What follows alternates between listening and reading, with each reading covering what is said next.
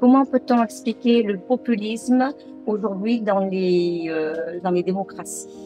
Bonjour Marie-Christine, merci pour votre question qui aborde un phénomène qui trouble bien des gens. D'abord, Marie-Christine, on va s'entendre sur une définition de ce qu'est le populisme. Certains chercheurs vont poser que c'est une idéologie, d'autres personnes vont dire que c'est plutôt un style discursif.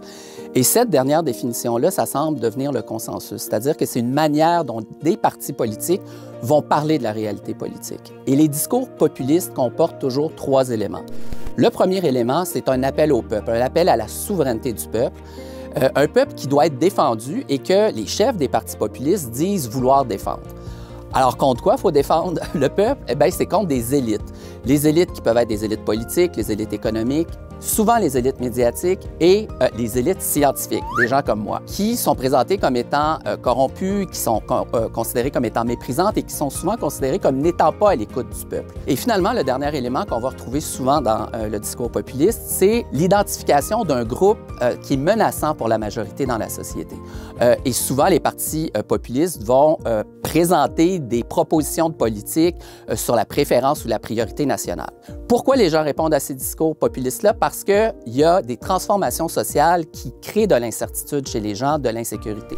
Des crises économiques, des crises politiques, des crises militaires qui brisent un peu nos repères et qui nous amènent à nous poser des questions et qui nous donnent souvent l'impression qu'on n'a pas de contrôle sur ce qui se passe dans la société.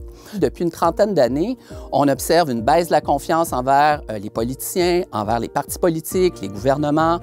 Bien évidemment, les partis populistes ont observé l'existence de ce corps citoyen qui il pourrait être réceptif à leurs idées, et ils en parlent et ils engagent un discours avec ces gens-là et ils développent, face à des problèmes très complexes, des solutions simplistes qui, néanmoins, attirent l'attention et captent l'intérêt de certains citoyens qui sont en besoin de repères.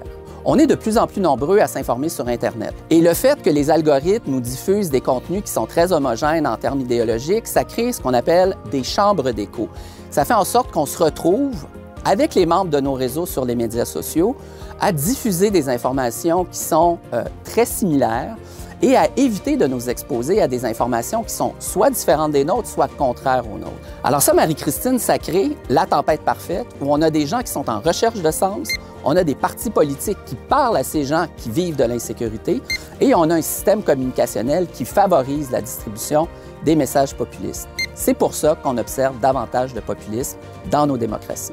Bien, comme vous voyez, Marie-Christine, la science peut répondre à bien des questions.